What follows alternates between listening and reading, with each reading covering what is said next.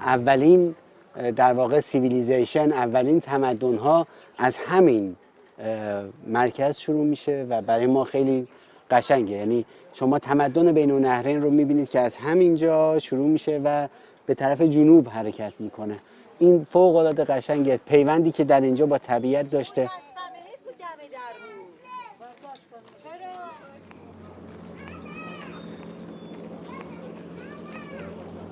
هاتیم مثل قلعه هولیر، یکم جاره هاتیم مثل قلعه هولیر، زور خوشه و اینه زور جوان من گرد که لیره.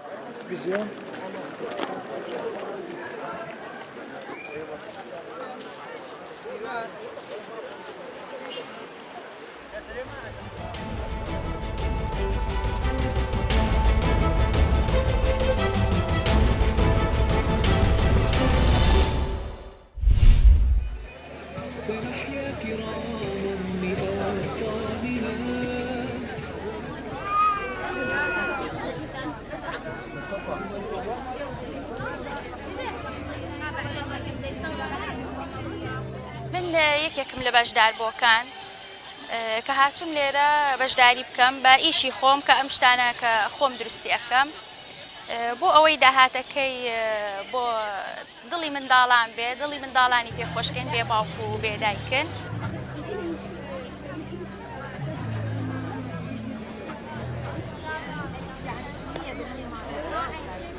ئەمانی کە هاوردوومانە بۆ خۆمان نییە. ئەو پارەیە کە دەستمانەکەوێت بۆ ئەوانە بۆ فەقیرانەیە، بۆ بێدایک و باوکانەیە، دڵخۆشیەکە وەسفی ناکرێت، زۆر دڵمان خۆشە کە ئیشی ئەم خێرخوازیانە ئاکەین.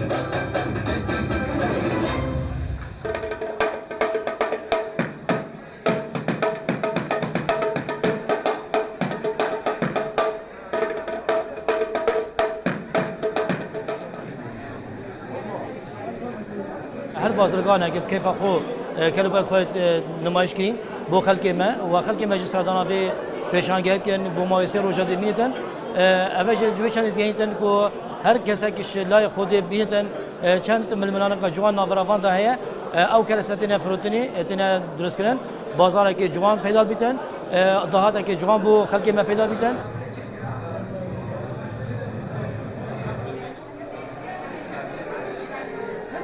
پتر گرینگی هندی کو و بیستاوالت و صابه نکردن که هم بشه بر همه خوی خمالی کلی ایشا چندانی بدهیم دیار کنیم با خلق خو. هنگوینه و گلک جور زیتانن و زیتون و مشیا گلاجی و بروکلی که با یکی واسه ما یعنی گلک ما و کرفس و بله و بر همه کلی جامع خوب خویا و چه دستکاری و کدی نهاتی نکردنه.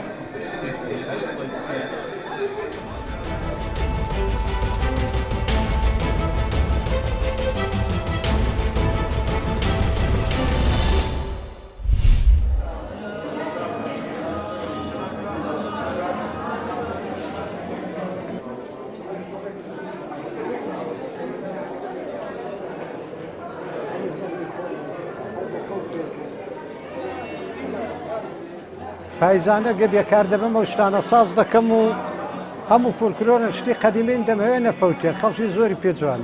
امن اوانش نه استادم هی نه شاگردش می همو لذهنی خوم و انا ساز دکم و خلق دام دنیا.